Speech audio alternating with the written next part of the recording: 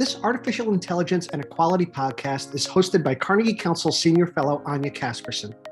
Together with Wendell Wallach and an international advisory board, they direct the Carnegie Artificial Intelligence and Equality Initiative, AIEI, which seeks to understand the innumerable ways in which AI impacts equality and international affairs.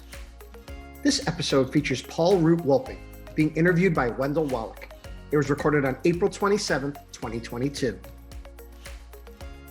One theme that's become very important for the Carnegie Council for Ethics and International Affairs and for the AI and Equality Initiative is re-envisioning ethics and empowering ethics for the information age. That theme cuts across many of our podcasts. Our guest today, Paul Root Wolpe, is certainly a leader in that respect, and therefore I'm deeply pleased to have him as a guest. Paul Root Wolpe is the Raymond R. Shinazi Distinguished Research Chair in Jewish Bioethics at Emory University. He's a professor in the Department of Medicine, Pediatrics, Psychiatry, Neuroscience, and Biological Behavior, and Sociology at Emory. In addition, he directs the highly regarded Emory University Center for Ethics. Paul has written about a broad range of subjects and is perhaps best known for work in neuroscience and is one of the founders of neuroethics. Interestingly, he spent 15 years as senior bioethicist for the National Aeronautic and Space Administration, NASA. Hopefully we'll return to discuss that later. Paul, while many scholars approached ethics through philosophy or religious studies, you started out as a sociologist, and you have said that your approach as a sociologist has perhaps helped form your unique perspective on bioethics and ethics more generally. Can you please share with our listeners what you mean about that? Well, first of all, thanks so much for inviting me onto the podcast. It's a real pleasure for me to be here. Yeah, I'm a sociologist. I spend my life around ethics. I know almost all the ethics and bioethics centers in the United States and many abroad. And there are only a handful of social scientists who really dive deeply into ethics as their area of interest. And I have found over and over again that the perspective I bring in is different than that of my colleagues who are philosophers and religious studies scholars. And I think there are a few ways that it's different. One is, even though we all know this, the dynamics of it become interesting. And that is, ethics emerges from social conversations and changes and kind of roils through societies over time. That is, if you try to articulate what the ethics of the United States is, we could generally articulate some things that we think are ethical principles. We could generally articulate how they might have changed since the 1950s and then again since the 1990s, perhaps. We might understand that there are subgroups in our country that have different ethical priorities, and that includes both kind of ethnic and religious subgroups, but also includes regional subgroups and political subgroups. But at the end of the day, it's really kind of a mystery how these ethical ideas change and move and convince societies and then regress in societies. And that's what I'm interested in, is how ethical ideas become prominent, how arguments in the public square win or lose the day. And I think that's a different way of asking the question about ethics, because my ultimate goal is descriptive rather than prescriptive. While my philosophy and religious studies colleagues are often talking about what is the right ethical decision, my question is, what are the decisions people are actually making, and how and why are they making those particular decisions in the real world, rather than some theoretical model of what the right decision should be. So that, I think, is a really quick synopsis of why I think my social science perspective is a little different. And it results in some ideas about ethics that I also think bring a slightly different lens to the way we think about social issues. Give us a few examples of those.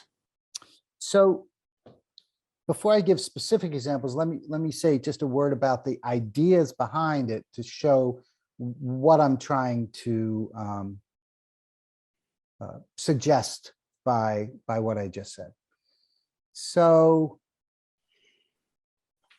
one of the truths of ethics that we all know, but that when we think about it more deeply, begins to generate some new ways of thinking about ethics, is we tend to think about ethics as a judgment in any particular case of what a right and a wrong course of action is. And certainly there's truth to that. When we have an ethical dilemma, there are a lot of wrong decisions we could make. But I think the mistake that we make, there are two mistakes we make. One is that there is one right decision, when in fact there's almost always a spectrum of right decisions. And that's why three ethicists arguing can be arguing different decisions. But very rarely are they going to be arguing one of these very wrong decisions, but they're arguing within the spectrum of right. And that's because the truth of ethics is that ethical dilemmas are not about right versus wrong. Sometimes they are. I mean, that's how we teach children. Don't steal the candy bar, don't hit your sister. I mean, we try to give them some basic ethical principles. But when you're a mature person, the ethical dilemmas you face that aren't simple are always about values in conflict, always about desirable values in conflict. Do I teach medical students, have my whole career. And so we give them those kinds of vignettes all the time. Do I privilege patient autonomy? This patient wants me to do this thing. I don't think it's the right thing for them to do. I have a responsibility to do what's in the best interest of my patient. So do I honor their autonomy or do I honor my responsibility? They are both positive values. They're both things that we want to honor. They're both great things. We love patient autonomy. We love doctor responsibility to do what's in the best interest, but they can't both be honored right now. And that's what an ethical dilemma really is. It's not about, and there's no right or wrong there. It's not about right or wrong. It's about two things we value that can't both be honored. Sometimes three things we value that can't both be honored. And when you begin to think about ethics as conflicting values, all kinds of new ways of understanding it come out that are very different than if you think of it as what's the right decisions versus the wrong decision. Because what happens then is you begin to understand how societies generate ethical points of view. They do it by arguing values and which values they think should be predominant right now. You understand why it is that different cultures can come to a different ethical decision about the same ethical dilemma. It's not because, as some people try to say, ethics are relative. Ethics aren't relative. And I can talk a little bit more about why that's true. It is because in that weighting of values, what weight we give to different values, one culture, we're all talking about the same values. They're human ethical values are universal: duty, freedom, individual responsibility, community responsibility, honesty. I mean, they're in every human culture. They're fundamental to the human condition. But how we weight them can be very different. So to give a couple sort of trivial examples, if you look at the West's way it weights individual liberty versus community good, in the United States, we weight individual liberty more highly than community good. We like community good. We think it's an important value. We honor it all the time. But when those two things come in conflict, we tend to privilege individual liberty. While in some Southeast Asian countries, for example, when those two things come in conflict, they say, no, we think community good is more important than individual liberty. Now, that's not, neither side is right or wrong. There are two different models of weighting values to make ethical decisions, and the different cultures make them differently. We do this all the time. You know, a friend comes up to you with their newborn baby and they hold it up in your face and you think to yourself, my goodness, that's one of the homeliest young babies I've ever seen. And the mother says, isn't she beautiful? And you go, yes, oh, just gorgeous, right?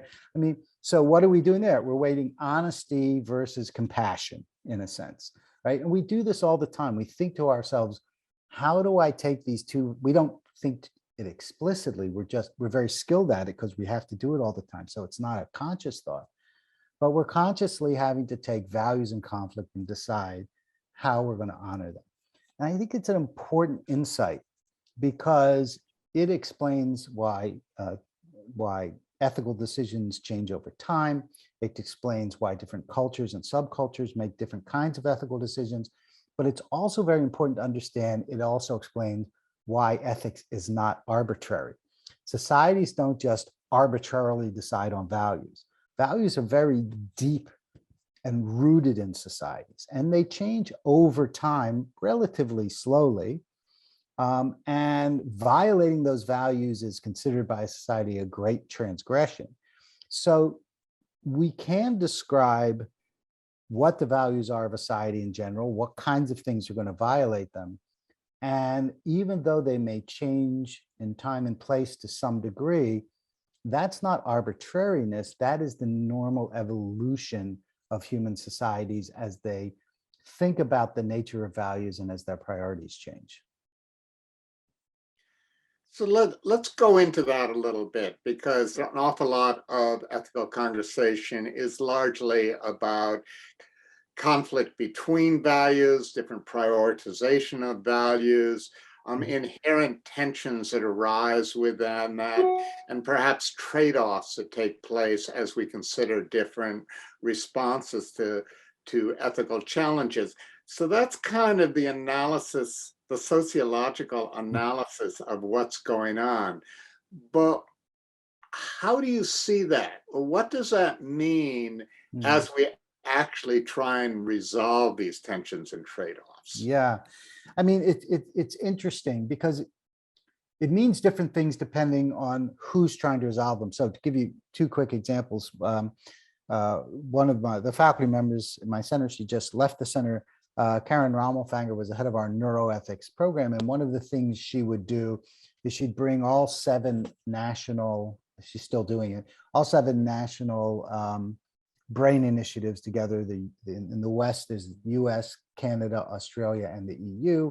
And in the East, there's Japan, South Korea, and China.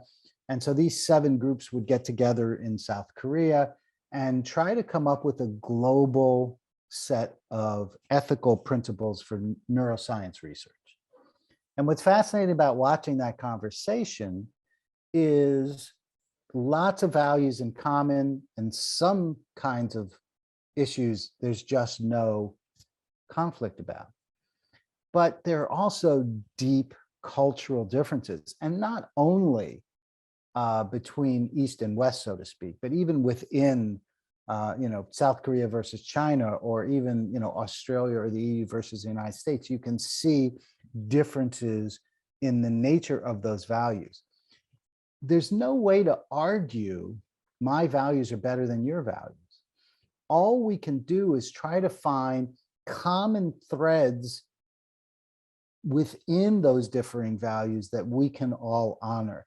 So you look for the underlying principles that we can all agree upon, and then you try to build from them without getting too stuck in the values that are in conflict. And this is what basically political negotiation is about, not just about scientific issues or technological issues, but about political issues as well. So that's one kind of point, which is that ethics is a negotiation. In the kind of ethics that I do and that people like me do, it's about trying to understand the things that people value the most, and then trying to find ways to have conversations that allow compromise so that the greatest shared values can be expressed.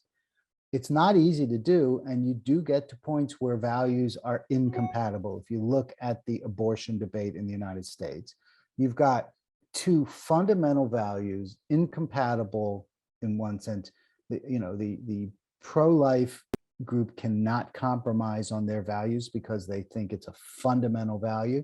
The pro-choice group that wants, women to have control of their bodies, that's a fundamental value.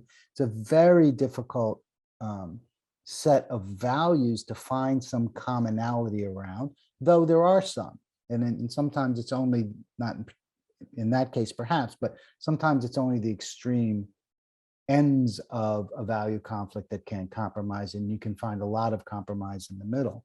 That's true about a lot of technological ethics questions too, in neuroscience and in artificial intelligence and machine learning, that there's a pretty big middle ground there that we can work with and find ways to come up with compromised ethical systems that people can work within.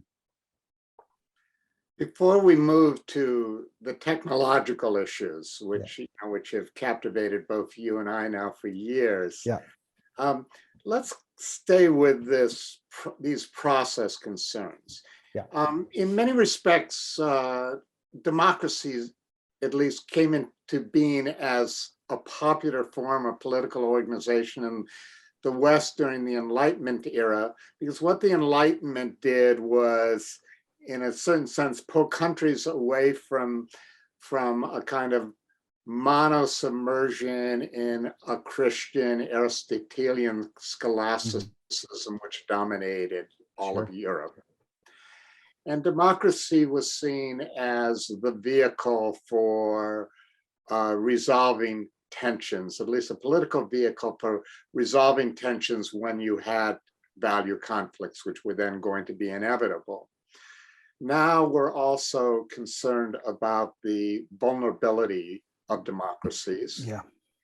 And I wonder how you see that in terms of this search for compromise. I grew up in a world where democracy was all about compromise. And now, of course, we're in a world where compromise somehow has become the enemy. Well, the problem, it's a really complicated one, of course. Democracies have always argued and have always had divisions. You and I grew up either in and in the wake of the 60s. It was a very divisive time in our country, but there was a difference then. It was divisive, but it wasn't polarized. I think those are different political states of being. And that is the division around issues allowed, people sometimes were intractable about them. They were very committed to their division, to their differences, but there were also a lot of areas of commonality and compromise. And if you look at Congress at the time, there's a lot of bipartisan work, because the idea of being divided was not itself a value. And the difference now is the idea of being divided is itself a value. That is, if you're on one side of this debate, the attitude is often that what is wrong is not the opinions, positions, and values of the other side of the debate. Yes, that's all wrong. But what is wrong is being a person on that side of the debate. So it doesn't have to do with debating ideas. It has to do with personal identification in a camp. And that's the value to be guarded and about which we won't compromise. So when you turn the other camp into, that's what I mean by polarization, into a group about which there can be no compromise because their very intrinsic nature is wrong, not their opinions, not their attitudes, not their values. Yeah, those are all wrong too. But being liberal or being far right is itself wrong, then you can't have political compromise. And then you end up with this kind of polarization that we have here, and trying to be in the middle isn't even, how we don't even talk about centrist positions anymore, because we have defined the political debate about the extremes, and you have to kind of pick one camp or the other. It's very, very dangerous, and everyone recognizes how dangerous it is. And by the way, it is 100% ethically unsupportable. That is, ethics itself is about debating and weighing values and trying to come to decisions about how we should behave when values are in conflict in the way that maximizes the good for everybody. And in a polarized system, that isn't, you can't even get that started, because it isn't about values in conflict, it's about people in conflict. So yes, I wish I, as an ethicist, had the brilliant answer to the current, condition of the American polity, but I'm afraid, I don't know what the magic spell is that will break this polarization any more than anyone else does. Well, of course, part of our concern on moving to the technology is that at least some of the digital technologies are inherently fragmenting, and therefore do empower those who find that fragmenting, creating communities that live in their own cocoons or their own self-reinforcing viewpoints becomes very easy. Yeah. With social media and some of the other digital technologies. And I guess that, let's bring that around to something that's happened this past week, which is Elon Musk having acquired, or at least the board of directors has voted that they will accept his bid to buy Twitter. And those who are most conservative among us are cheering that decision, because they see that allows them to continue with at least fragmenting approaches that feed into particular biases or allow them to engage in misrepresentation, sometimes outright lies, what is accurate within those platforms. Do you have any insights or anything you'd like to throw in that conversation in terms of whether or how we might regulate these technologies? So let's talk about Twitter for a second itself before we talk about Elon Musk and Twitter. So Twitter is a fascinating platform because old curmudgeons like me, and this was said a lot about at the beginning of Twitter, but I think it's really turned out to be true, is an argument you can't have a deep, profound conversation where you try to work out the subtleties and the differences of positions in 140 or 280 characters. You just can't do it. And so what Twitter becomes is a quip mechanism where people can quip. And quips are fun. I like to quip myself sometimes around other people's. It's what, but to have serious political conversations by, pithy saying is not the way democracy was ever supposed to work. And so what it does intrinsically, what Twitter does with or without Elon Musk, is it by its very nature reinforces people's already existing opinion, because like anything else, a devastating cut at the other guy's opinion is emotionally satisfying, even if it's not intellectually useful. And so Twitter just becomes this emotionally satisfying platform where we watch people we like devastate people we don't like. And so I think the very nature of Twitter tends to increase polarization even before we get to hate speech, even before we get to all the problems that Twitter has with allowing misinformation. I think it's intrinsically polarizing in that way because it doesn't allow really deep and profound or subtle conversation. Before you go ahead, let me just throw in, this of course belies the claim that technologies are neutral, and that in some sense, certain technologies have politics built into them. Right. In fact, So we're in effect saying that Twitter, by its very structure, is political, and part of its political nature is to serve those who are most interested in fragmenting. and undermining the kind of reflection Right. and dialogue that's central to ethical reflection. So it's almost saying that Twitter is a somewhat unethical kind of technology, though I don't think either you or I would want to say for that reason it should be outlawed. No. But and if we believe in free speech, we don't want to outlaw any kind of speech in that rash way. Yeah. But it does cry out for certain forms of regulation. Absolutely. I mean, and there are ways to mitigate that, and people have done it themselves. So if you think about the beginning of Twitter, if you remember back then, one of the things I noticed over time were far more links in tweets as time went on. So someone would, at the beginning, if you could get a sheet with 10,000 early tweets, you would not see a lot of links in them. It really was a quip mechanism.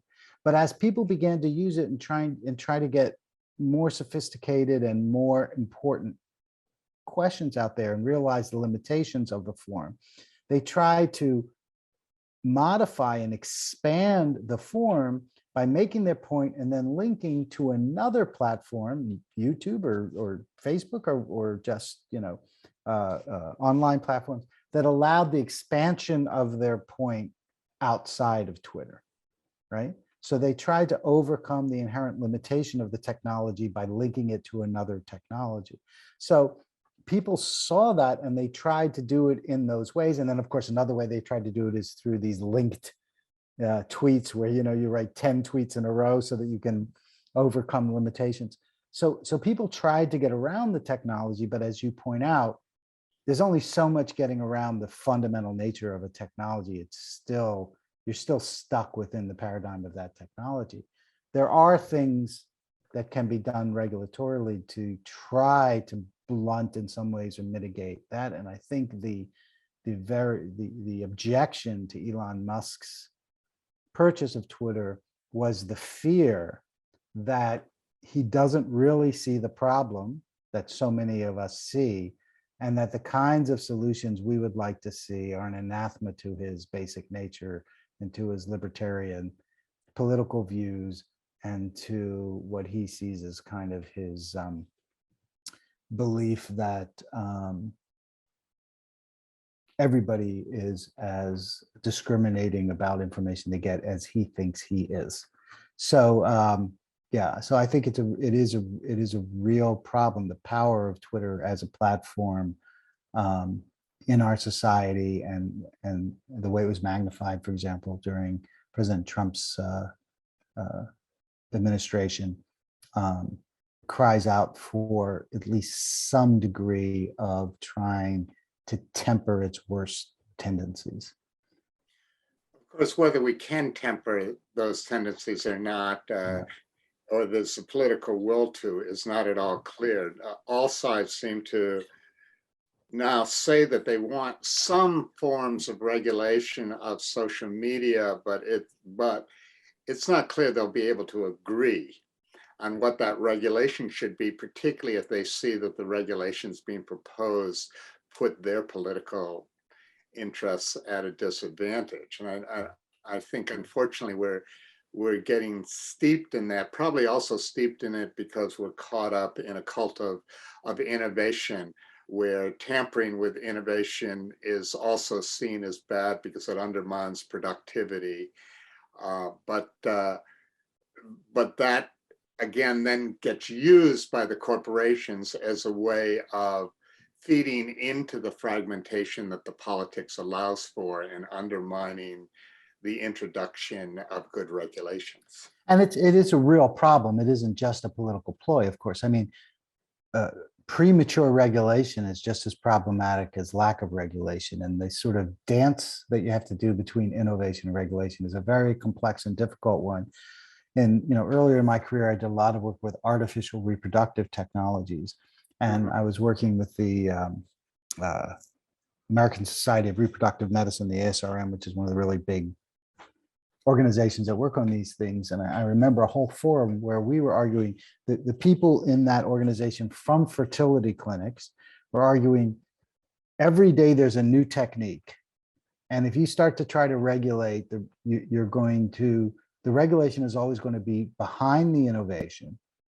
And it may stop new innovations that seem to violate the old regulations, but actually are advances that you couldn't have foreseen in the old regulation. And they were right. And then the regulatory people would say, well, because of that argument, there's no regulation at all. I used to say, American fertility practices less regulated than bowling alleys and liquor stores, and it was true. Because of that, there's no regulation at all, and that's equally problematic.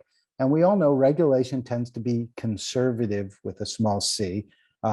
It tends to be always a little bit behind the time. It tends to be, underdetermined. That is, it can't anticipate all the possible variations and iterations of the things it's regulating, so it constrains usually rather than allows.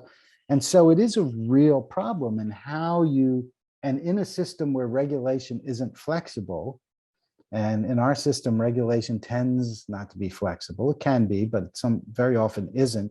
And trying to get it changed in changing times is sometimes very difficult. You have to have really judicious legislators. And I think we all know, as we look around wherever we are, if people listening to this are in the US and probably anywhere else that they're sitting right now, legislators are often, that's judiciousness is not often their most obvious quality. And not only not judicious, but very seldom do they understand the technologies that they're trying to regulate. And furthermore, they're now under pressure to regulate a vast array of emerging technologies. Right. I think that's exactly true. I remember one of the things when I was at the University of Pennsylvania, and we were very into the ethics of genetics, we were asked to go talk to the State Association of Judges about genetic technologies, because they're beginning to see more and more genetic cases that involve genetic technology in front of them. And the questions that they asked us were more frightening than anything else, because so fundamental was their lack of understanding about anything having to do with genetics that a quick sort of genetics 101 course was not going to in any way raise them to a level that they were getting genetic patent cases, they were getting suits of genetic laboratories over mistaken find. They were not going to have the sophistication to understand the subtleties of those arguments at all. So yeah, I think that's the judicial branch, never mind the legislative branch, where I don't think they ever did get any training whatsoever as they began to try to make these regulations. So yeah, I think it's a fundamental problem of the political system, especially around technology. Well, in the judicial aspect, you were among those who were underscoring how problematic neuroscience was, that lawyers were increasingly introducing neuroimagery and genomic studies, which suggested that maybe my genes made me do it. Right. And of course, the judges had no idea even how to handle the introduction of those of those concerns into the court, let alone how they should rule on their introduction. And it's not just the judges, of course. I mean, one of the things that really became obvious is you could have 10 psychiatrists sit down and say something about the mental condition of a defendant. And then you just had one person sit down, but in addition to saying it, they held up a brain scan that nobody could read. The jury didn't understand a thing about it. But the very fact that they had a brain scan in their hand, the jury dismissed the first 10 psychiatrists and would believe that person. So we actually did some work on and we wrote a paper that became part of the recommendations of a professional society about forensic testimony of their members for that very reason. That is, it was so easy to sway juries using various kinds of neuroimaging props that we had to come up with saying, if you're a professional and you're a scientist and you're a physician, the use of these props as a tool in trying to win the argument for your side is itself an unethical professional act. But it just shows how powerful those kinds of things can be. The promise of technology is very convincing, even if the actual technology you're using doesn't really say what you're claiming it says. Right. That's such a big issue. So a lot of attention is being paid to the problem of AI bias. Right. And you, with your sociological analysis, have pointed out that there are three kinds of AI biases. Right. And maybe you can tell us Sure. what those three distinctions are. So there are three, and my claim is that we talk about two of them much more than the third, and the third is in some ways perhaps even more important than the first two.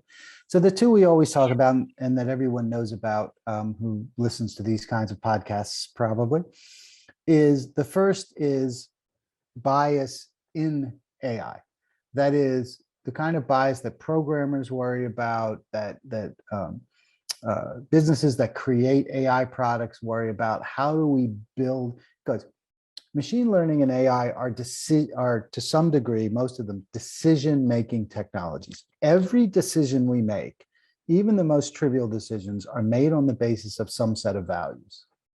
And so as artificial means of decision-making become more and more powerful, we have to interrogate how they're making those decisions, whether they're issues of data-driven bias that we've talked a lot about, or rule-driven bias, whatever it might be. So that's the first kind, the bias inherent, intrinsic in the technology. The second, of course, is the bias of the results of the technology. That is, we use that technology to make decisions. We use that technology and in some ways it affects people's lives, and there are biases in how it's applied and who we apply it to. And then when you mix that with the intrinsic bias, you can have some, and we know many of these examples that we like to talk about of really skewed decisions, mortgage programs that redline neighborhoods, recidivism programs that overestimate African-American recidivism and underestimate white recidivism. We can go on and on, they're very legion. But there's a third kind of bias that we are not really looking at that I think in some ways is more powerful than the others. I mean, a lot of people are trying to solve the first two. And this is a more fundamental question. It is, what kinds of AI are we creating?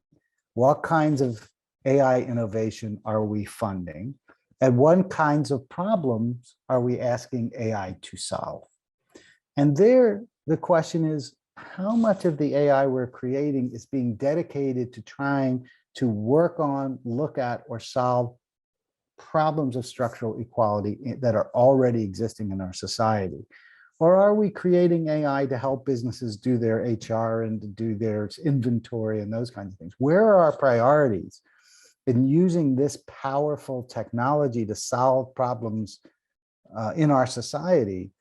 And are we really taking full advantage of its talents to apply them to try to help us solve some of the really thorny problems of inequality in human society?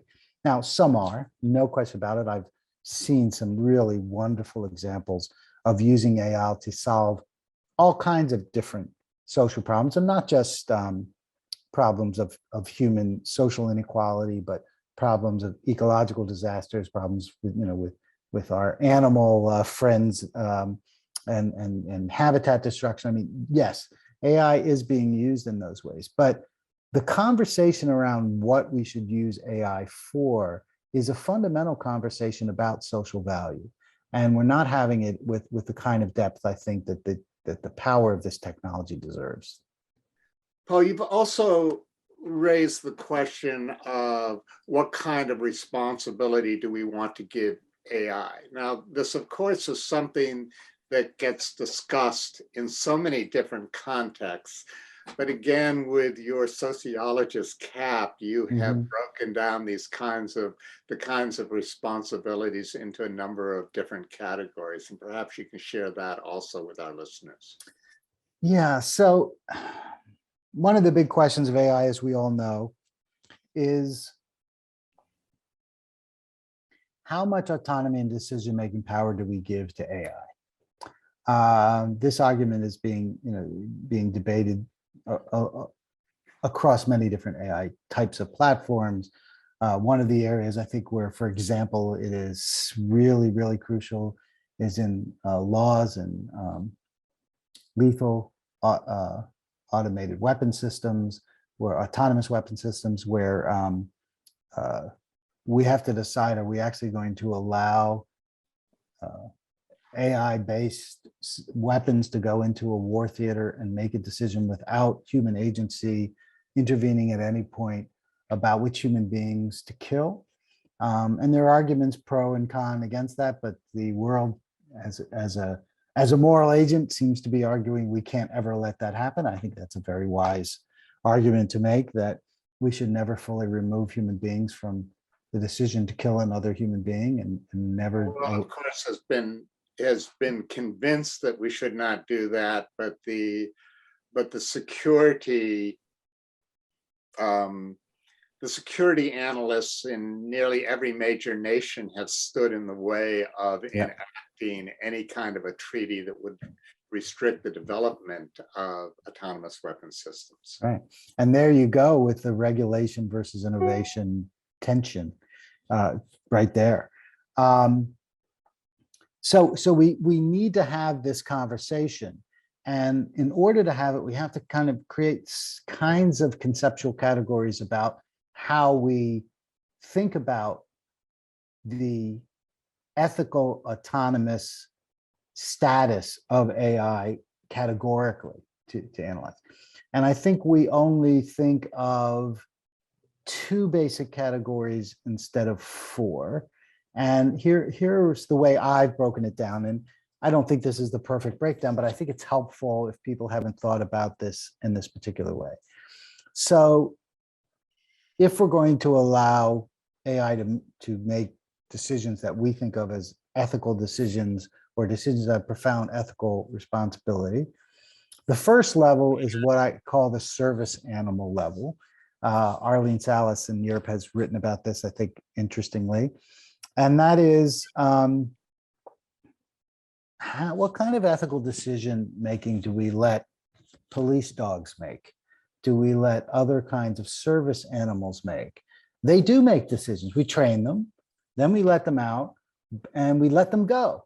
We release them, and then we hope that they will do the right thing. And sometimes we don't hear a lot about it, but sometimes they don't do the right thing. And then we try to retrain them, but we give them a limited autonomy under human supervision. That's how we can think of service animals.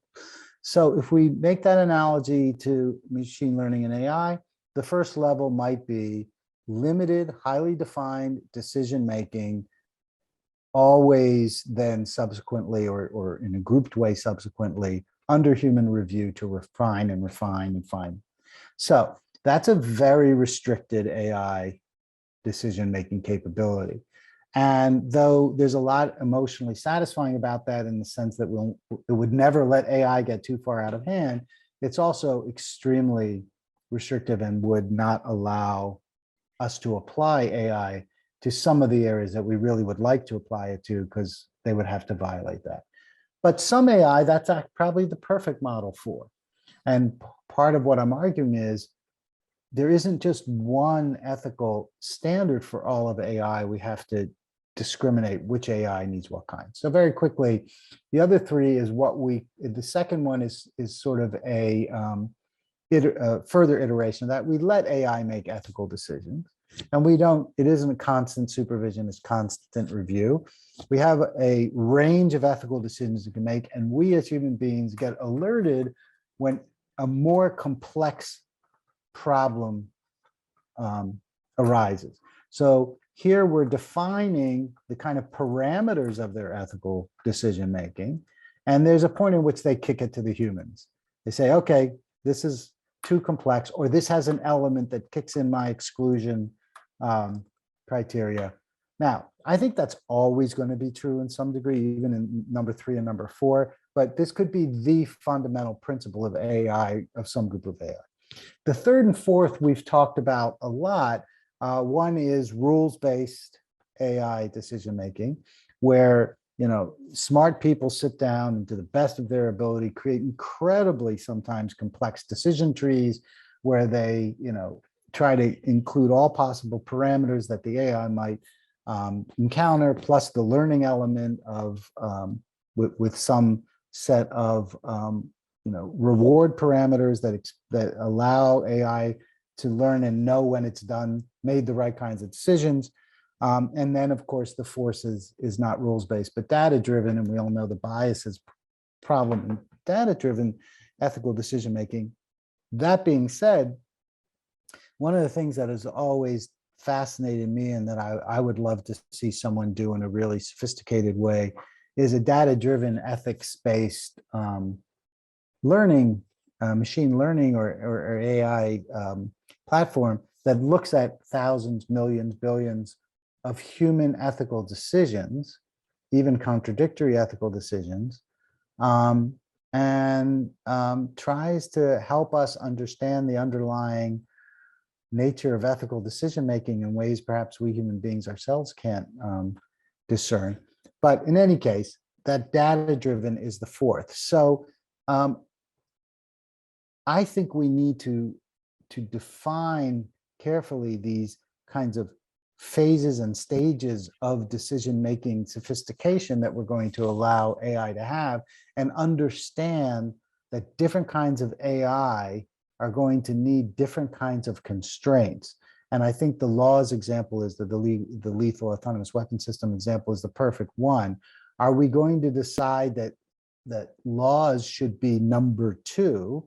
That is, we are going to let it make certain kinds of decisions, and then when it steps outside of that decision-making parameters, it calls a human and says, I'm about to fire, press the button and give me permission to fire, where the human always makes the final decisions about whether it's going to kill another human.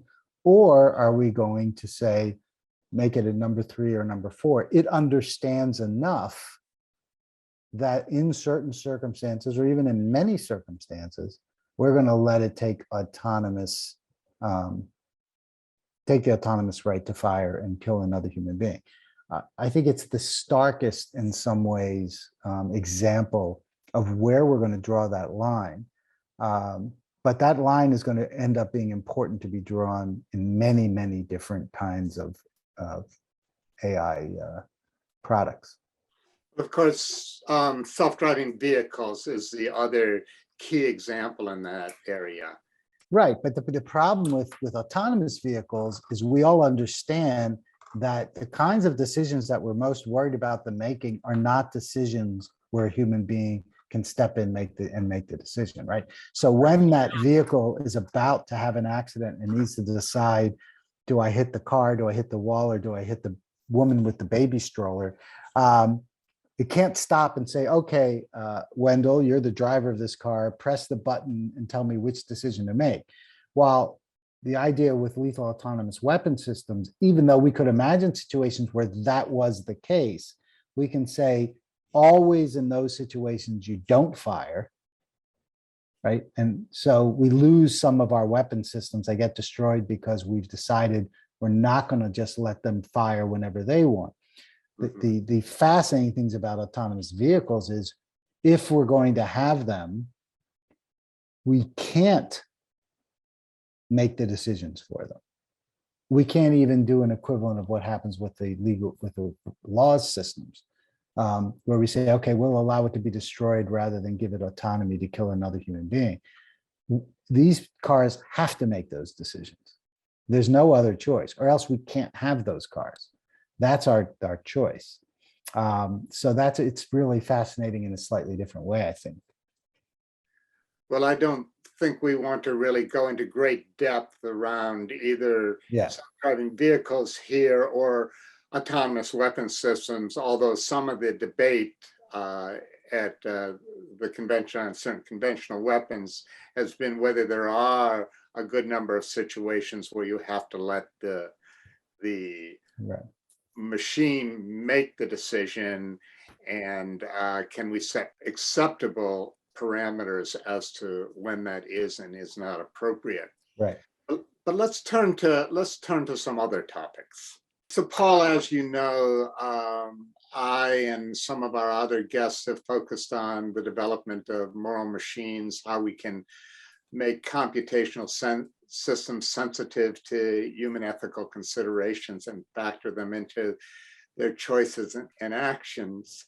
And one of the areas in that you have commented on has been the importance of the emotive aspect of ethics.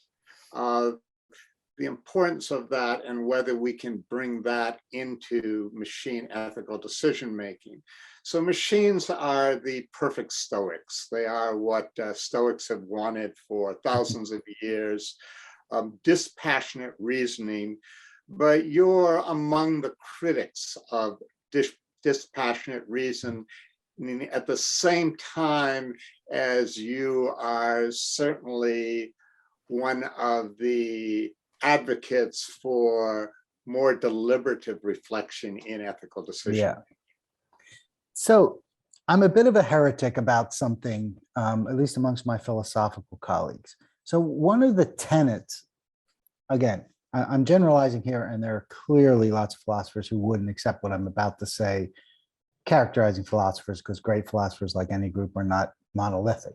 But if you look at philosophy as a field, the great arguments around philosophy have often been about creating the best system to make an ethical decision. And fundamental to that argument is you have to use one system. You don't get to say, okay, I'm going to be a deontologist in this particular ethical decision and a consequentialist in that one and a virtue ethicist in this third, and think that you've done something philosophically justifiable, because philosophy would say, no, you don't just get to pick and choose. While I, as a sociologist, say exactly the opposite. Ethics should be a toolbox. That is, we have a lot of different ways to make ethical decisions. And I think different situations and different kinds of environments call for different kinds of ethical decision making, different kinds of tools to make ethical decisions. And that's a bit heretical in philosophy, but I think it fits very well in social science, because I think that's exactly what people almost always do. There are very few pure deontologists in the world. You know, Kant may have been one, but that isn't how most of us make our decisions. Most of us make it some intuitive decisions, some emotional decisions, some rational decisions. And of course, the very famous trolley problem was designed to show exactly that people can make rational decisions in one kind of situation and then an emotional decision in another. And so the question comes, and again, this isn't new, but I don't know that it gets enough thought amongst people who are designing AI systems and thinking about AI systems, is what kinds of ethical decision-making strategies outside of the purely rational ones are we going to try to figure out how to put into AI platforms? Now, we don't know how to make AI platforms emotional. Maybe we will come to that someday, maybe we won't. We don't know what a virtue ethics would look like, a proper character would look like for an AI platform. Right now, we really only have one approach. I mean, we have multiple approaches within this approach, but we only have one approach, and that is, as you say, the kind of stoic approach to the rational ethical decision-making approach. I have spent a long time outside of AI, having nothing to do with machine learning, critiquing the idea that any of those rational approaches can ultimately make the kind of ethical decisions that most of us think are morally right. And we see when you try to take consequentialism to its extreme, and you even try to take deontological systems to their extreme, you either come up with bad decisions or you sneak in pieces of other systems to try to temper the worst tendencies of the system you're using, but try not to call them pieces of other systems, right? So the point I'm just trying to make here is, how do we create an interesting, robust conversation around bringing in the emotional, intuitive, part of what makes human beings human beings, if we're going to use AI to make decisions that have profound impact on human beings.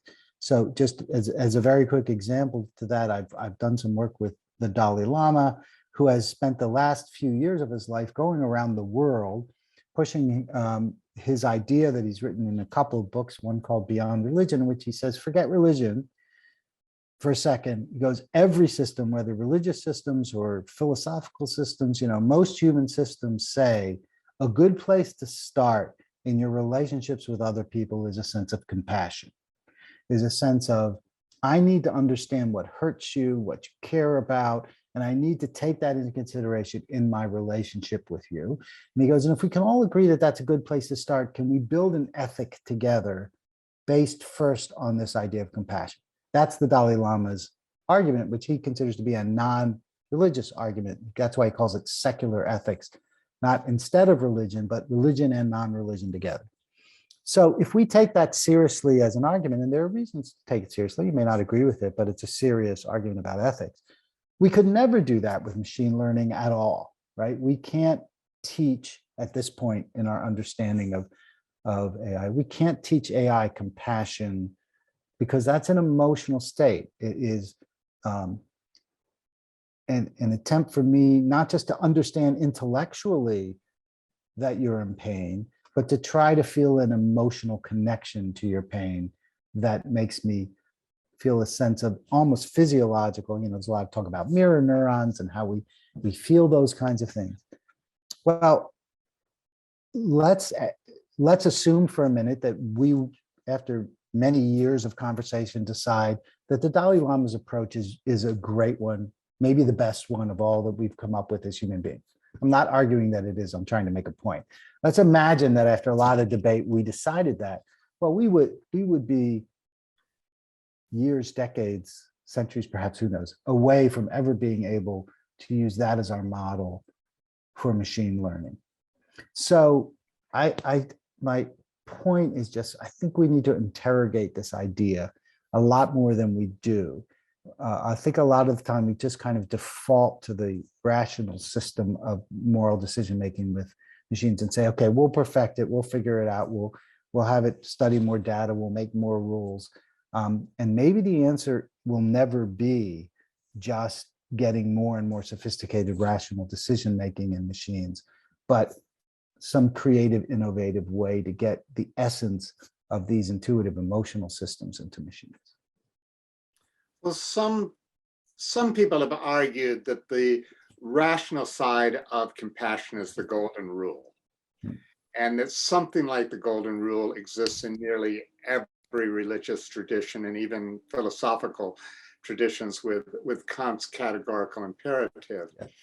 But that still belies the question of whether the golden rule even works as a rational system alone. Right. Whether you need to have compassion in order to apply a golden rule in many contexts. But you can't say to a machine, what is hateful to you, do not do to another machine. Because what is hateful to me mean as a machine, right? And so I think the golden rule is based, at least in part, on a sense of compassion and human connection that a machine can't always translate. And I think many of us would argue it's not just machine to machine, it's also in our relationship to machines, at least as long as they have no somatic feelings. We do have a right to do to them things that we might not do to another, or we would not want to condone. Right, but what's so wonderful is I mean, the work of the Media Lab and Sherry Turkle, people like that, showing how we're actually loath to do that to machines, because this powerful sense of compassion that we have, we often project onto machines. I won't mention who it is because it will embarrass her, but someone very close to me in my life feels guilty if she doesn't do what the GPS tells her to do, right? If she decides to take a left when the GPS tells her to take a right, she almost apologizes to the GPS. So we as human beings, this powerful sense of compassion that we have and this sense of connection we have with other human beings, we tend to project that onto machines. The problem is they don't project it back onto us. And then we get into really interesting questions, because I was just debating this or talking about this the other day with a group of things like, the pup seals or the dog robots that are being used to comfort people with Alzheimer's and other things. And is there a fundamental ethical problem with the assumption that they have that they're giving love and receiving love, when we know that they're only giving love and receiving a simulacrum of love, right? So those questions of the transfer of emotions in the two directions between human beings and machines, I think is going to become a bigger and bigger issue. Yeah, great point, great point. As we transition to some of the other topics that you have delved into, and that I think our listeners would love to hear you talk about a little bit, let me take one topic that combines both neuroethics and AI. You've recently written about neuromarketing, in AI, and I wonder if you could share some of your thoughts on that. So neuromarketing, boy, what a fascinating idea. And so a fundamental thing I believe about neuroscience that makes it different, and this is just about neuroscience, it's nothing to do with AI yet. Throughout all of human history, until recently, without a single exception ever, any time in the long history of our species, if you wanted to get information from me, you could only get it through the peripheral nervous system. Whether it's language, whether it's skin tone blushing, whether it's galvanic skin response, whatever it is, you could not get information directly from the brain of any meaningful sort. And people tried it with craniometry and with phrenology to see if shapes of the brains and sizes of the brains would give them some information about people. And we all know, of course, where that went. Neither, if they worked, they'd still be around. So the answer is no, you can't get any information about me directly from my brain until maybe 20, 30 years ago. And that when something fundamentally changes in human history that way, that profoundly, we have to start asking questions about what its implications are. So what does it mean that I might be able to stick you in an fMRI? And if I could get you, I mean, the saving grace of this is that if you decide not to cooperate, there's not much I can do about it in an fMRI. But if I could get you to cooperate, I might be able to learn something about you directly from watching your brain activate that I could not learn from you unless you told me. And there have been some studies that show that that's true. So when that became possible, marketers immediately jumped on it and said, well, maybe we can get information from people's brains that we can't get from their mouths about what their preferences are in the world, and we can use that for commercial purposes. I was extremely skeptical about it and wrote negatively about it at the beginning. And I think at the beginning, a lot of it was really, really nonsensical. You would do these really complex fMRI studies that had N's of 5 and then claim you could tell something about whether a person liked chocolate chip cookies or not. I mean, it was like, ask them, seemed to be a lot easier than spending millions of dollars to look at their brain. But as we got more sophisticated around fMRI, it turned out that you could perhaps learn something about the way people think from looking at brain reactions differently than you could by asking them in any way. Again, I think the trolley problem, though it's not a neuromarketing problem, is a great example of that. The question of the trolley problem had been argued over and over and over again by philosophers. And then when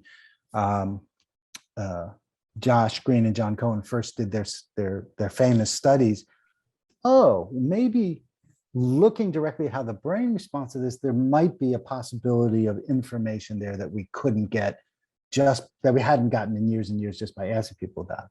And so when I saw that, I said, well, maybe there is generalized information we can get about consumer behavior. But the promise of neuromarketing at the beginning was about individual choice.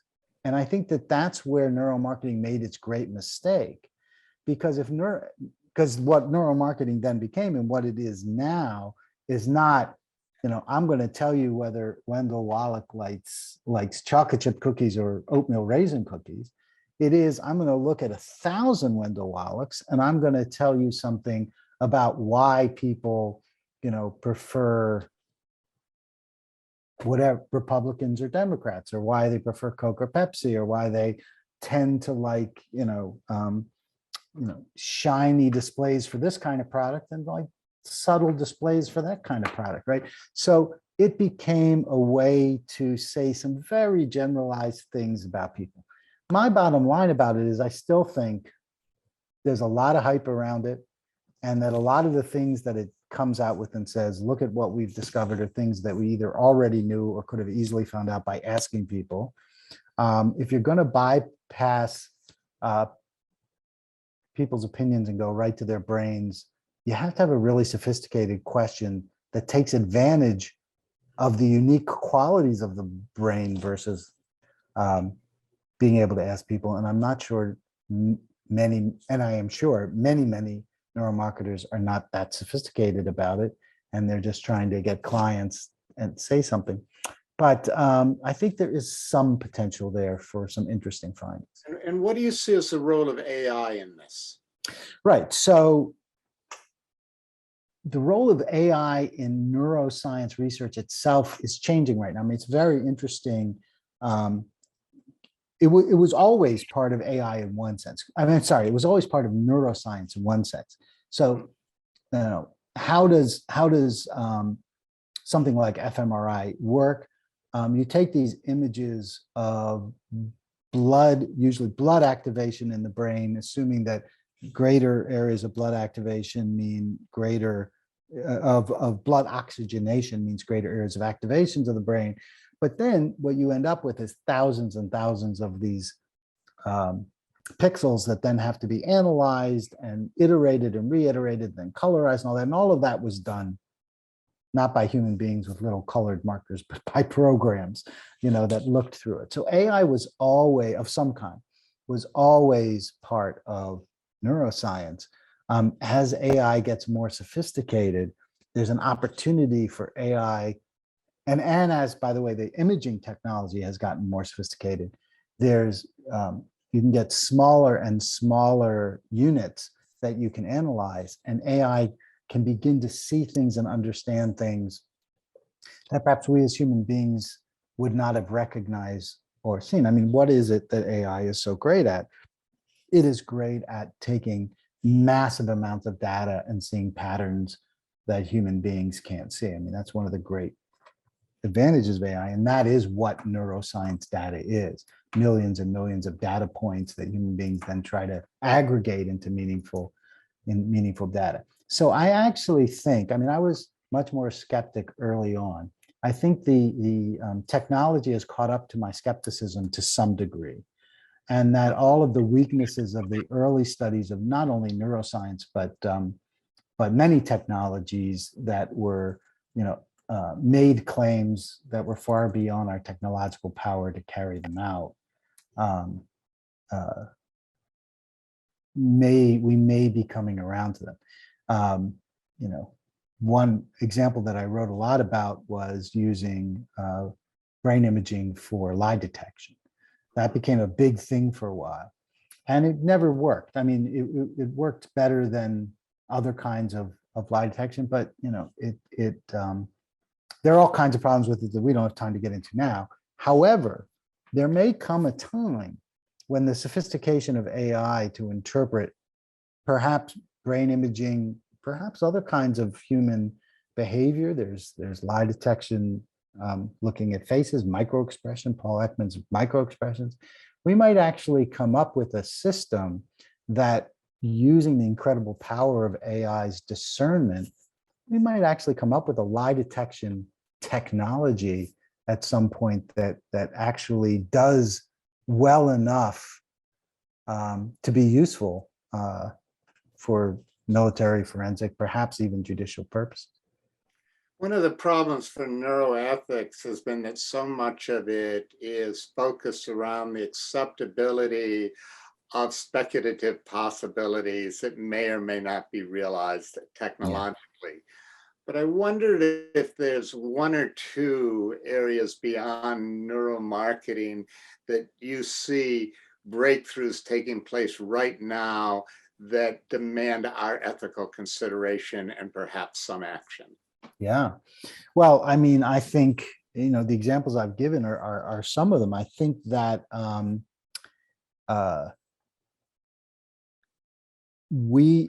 one place where we have made extraordinary progress over time, and this is another place where I was a skeptic until the technology just blew past my skepticism, is in the apprehension of subjective thought. I said earlier that, throughout all of human history, the way you got information from me was through my language or skin response or something.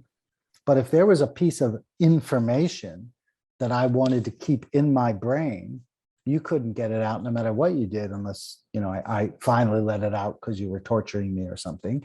But you couldn't get it out except through breaking through to the autonomous nervous system. There have been. This is largely happening experimentally, though. It's all experimental at this point. It's happening in contexts where you have human subjects who have given their consent to the research. The cost of research is extremely high. Right. Do you foresee breakthroughs in technology where that might take place without it being restricted to human subject research, which has its own ethical parameters? Yeah, it's a great question. And of course, people have tried to do it. So, some people looked at ultraviolet and other ways of being able to find reflections of blood flow in the frontal cortex without using imaging machines. I mean, people have tried exactly that. And for the most part, they've failed. So the answer is no to brain imaging in that kind of public way. It still takes a very large machine, putting you in it and having you do what I ask you to do. If you're singing songs to yourself, or if I ask you a question and you say in your head, yes, no, yes, no, yes, no, when you're answering me, you can foil the machines so easily in some ways that, they're not really that useful. That all being said, the place where things might become useful is in some combination, either in some combinations of technologies using what we've learned from fMRI, micro expressions, the way in which eyes move when people talk. I'm talking about lie detection here. Putting them all together with a really powerful machine learning algorithm, and then analyzing faces and being able to say with surprising accuracy whether someone's telling the truth or not. That is a very plausible. I don't know that anyone's actually done that yet, but I think that's very plausible. That's not necessarily 10, 15 years in the future. That may be 2 or 3 years if someone really cracks that code. But remember that, all the time these technologies are getting better. And one last thing about that. So the measures that we have to really understand brain function in this way are surrogate measures. That is, we use blood flow to understand brain activation. We don't use brain activation to understand brain activation because we don't know how to detect neurons firing in groups with the ease and the way we can detect oxygenation of the blood to indicate that those neurons are firing. We can't just stick someone in a machine and say, this group of neurons is firing. We don't have that technology. If we ever, and we do have that technology with EEG, but the problem with EEG is the spatial problem. So we have a temporal problem with brain imaging and a spatial problem with EEG. But anyway, if we ever crack that, and we could directly look at brain activation in all of its areas simultaneously, the way we can with fMRI and blood oxygenation, then I think we're in a new place. And I think that we will understand and be able to make predictions about people's thoughts and things like that in ways that we're just imagining now. And as I've written about lie detection, it's very scary to think about it. If we ever get to the point where we have a technology that can actually apprehend people's subjective thought, or a technology that was a really, really effective lie detector, where you can't lie, imagine what that would mean. I mean, structured lying is a normal and even admirable in some cases part of human interaction. And if we take away that possibility, I think we've profoundly diminished the nature of human life. One of the interesting possibilities that has arisen for me while listening to you is that at the very least, that even the experimental research that can be generalized from the neuroscientific evidence might actually also show up in correlates to other kinds of information we have, and that AI might be able to track those correlations and then use Absolutely. correlated features and presume that therefore these generalizable features that came up in the neuroscientific research are applicable. Right. You know, one of the things I always joked about, it might be a fundamental law of the universe that we don't know, that nothing can ever be, no level of sophistication can ever understand itself. That is, the human brain can never fully understand the workings of the human brain because it can never be complex enough to understand its own working, and you need to make it more complex, but then it couldn't understand that level of complexity. So that may just be a made up law of the universe. But let's imagine for a minute that it is a real law. There may come a point at which AI can understand how our brains work, but we can't. Mm-hmm. And that's not just sort of a science fiction scenario. That's actually a logical conclusion from the premise that we may not have sophisticated enough brains to ever understand exactly how our brains actually work. And imagine what that would mean. Well, of course, that's one of the things that the believers in superintelligence Right. presume will be possible, but the AI will be so much smarter than we can ever be in certain respects. Yeah, and but I'm talking about a nuance of that claim. I'm talking about our own understanding of the brain, since we're talking about neuroscience, and that would be an interesting moment, of course. And part of the question there is, would AI ever be able to explain the function of our brains to us in a way that we can understand if it understood it better than we did?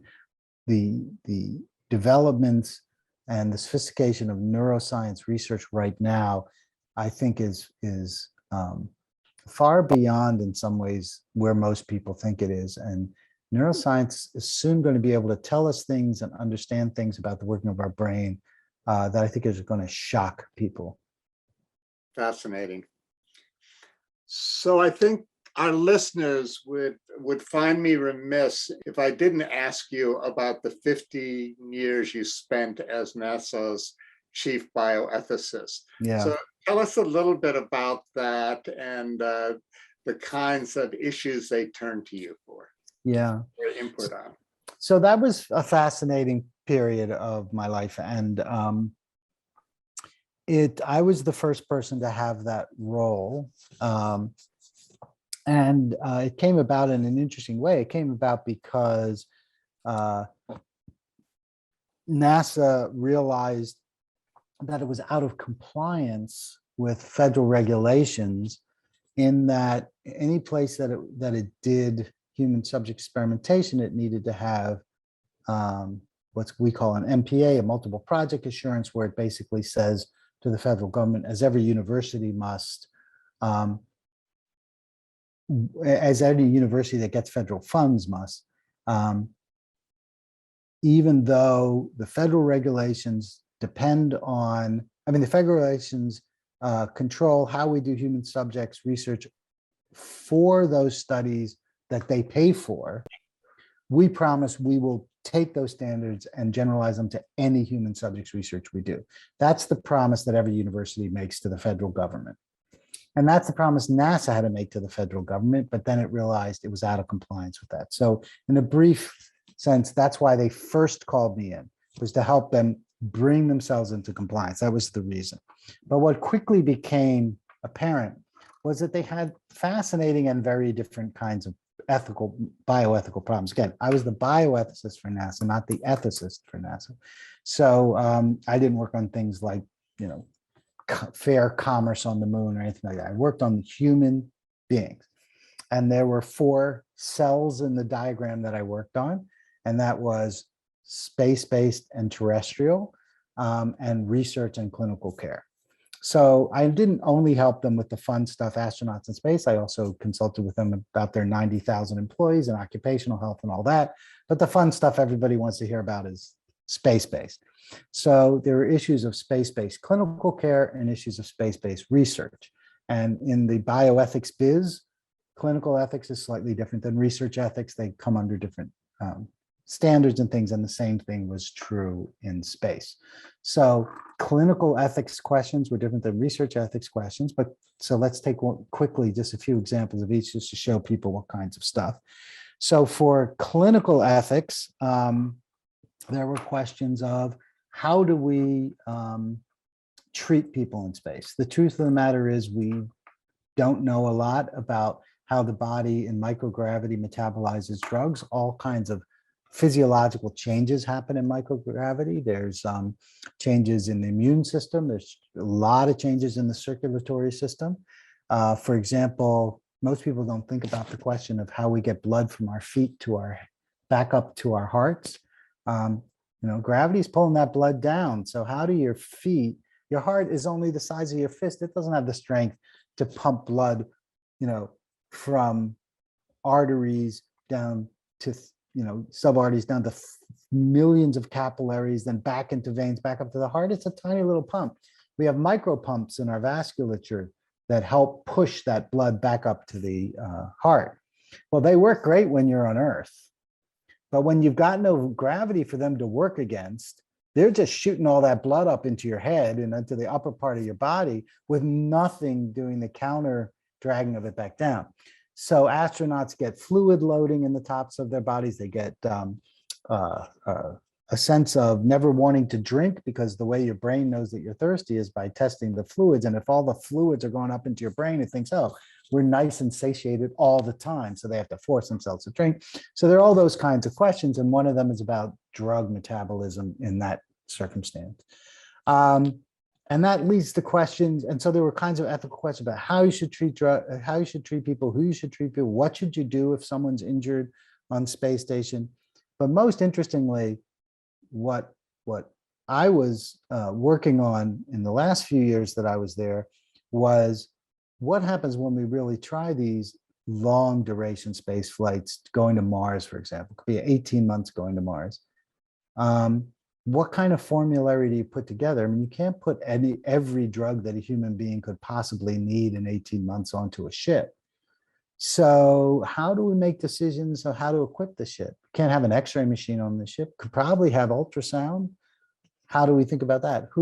How do we train our ship? How many doctors should be on that crew? Should we have at least 2 in case one of the doctors gets killed or sick? If we have 5 drugs that treat 5 diseases well, one drug treats all 5 of those diseases poorly, but treats them, do we choose that one drug over the 5? Who gets to give drugs to people? So there's all those kinds of questions. There's questions of communication. You're halfway to Mars and your spouse is diagnosed with cancer, or the Twin Towers get hit with airplanes. What information is proper and improper to give astronauts and at what time? What about private information? So we're all on our way to Mars. All the astronauts on space station get private time with their physicians back on Earth, and that's unmonitored conversation. They get to talk privately with a physician. It's their right. It's all of our rights. What happens if I discover something medical that might threaten the mission, but I don't want to tell my crewmates about it? What's my obligation? What's a doctor's obligation? What happens if, by the way, has actually happened in one of the research stations in Antarctica, which is the closest analog we have to spaceship because they're completely isolated. They had someone who went crazy and attacked his compatriots in the Antarctic research station with an axe, and they ended up putting him in a straitjacket and tying him to a chair for a couple months, 6 weeks. I can't remember exactly how long it was, until they could get him out of there. What happens if someone gets a brain injury? So there are all these clinical kinds of questions that we have to solve. Then there are research questions, because astronauts are normal research subjects that have all the rights that other research subjects have. So they have right to refuse to do any kind of research. So, you have an N of 3 in some of these research projects. Some of them you have an N of 1. And an astronaut can just say, I won't do it. And this company that competitively bid to get this thing up onto space station spent millions of dollars inventing, I don't know, a heart monitor that can work in microgravity or something. And then the astronaut just says, I'm not going to do it, which is their right. So these are all the kinds of questions that that we had to deal with. Some of them were pretty powerful. And I'll just end by saying this. I was there when the Columbia disaster happened, and NASA as an organization went into absolute crisis mode, trying to figure out what happened. And it was a powerful moment where they made use of all of their resources, and where ethical questions came up that were unlike any that you might see anywhere else. So it was a really fascinating and I think instructive and powerful position to have for a while, and I was very grateful to have learned from it. Wow, this is fascinating, and maybe we're going to have you back to go into it in greater depth. But we have a final question that we like to put to many of our guests, and I would like to ask you. Yeah. What makes you hopeful or inspires you for the future? I think what makes me hopeful, there are a lot of things that make me hopeful. I'm an optimist by nature. But I'll pick one. I have spent more time around young people since I've spent my career at universities. And I just find a sense of mission and drivenness and desire to help the world in young people who now have these models of entrepreneurship, social entrepreneurship that many of them go into. And very often when I talk to them, when you talk to them about their motivation, yes, they'd like to make some money. Who doesn't like to make some money? But there's this real social mission that many of them have. They want to use the tools of sort of modern entrepreneurship, AI, our incredible technological sophistication, our social media platforms. They really want to use that to try to do some repair of problems in our social and political and economic life. So that sense of optimism and that desire to use the best tools we have to help other people really lives in our younger generations, and it gives me hope. Wonderful. This has been a truly intriguing conversation, Paul. Thank you ever so much for sharing your time, your deep insights, and your expertise with us.